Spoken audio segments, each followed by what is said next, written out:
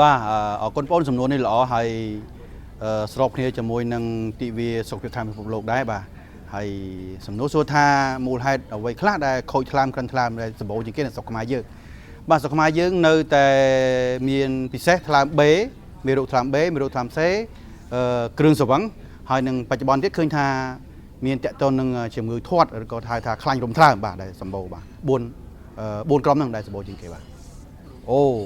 អត្តពលគ្រឿងស្រវឹងទៅលើថ្លើមក៏មានច្រើនណាស់កាលណាយើងផឹកគ្រឿងស្រវឹងយូរទៅវាធ្វើឲ្យថ្លើមយើងខូចធ្វើឲ្យខ្លាញ់កកនឹងថ្លើមហើយអាចឲ្យរលាកឲ្យមានការវិវត្តទៅក្រិនអាចមានការវិវត្តទៅមហារីកដូចជំងឺថ្លើម BC ឬក៏នេះឬក៏ជំងឺខ្លាញ់ក្នុងថ្លើមគឺវិវត្តទៅរកហៅ end stage liver disease ជំងឺថ្លើមដំណាក់កាលចុងក្រោយ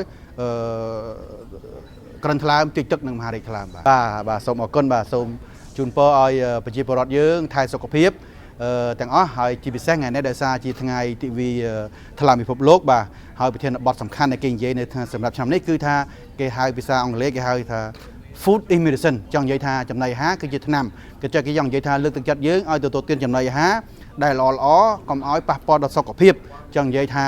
កុំឲ្យទទួលទានគ្រឿងស្រវឹងកុំឲ្យទទួលទានអាហារ Western អាហារហៅ buffet អីច្រើនពេកដែលធ្វើឲ្យយើងប្រឈមនឹងការឡើងគីឡូ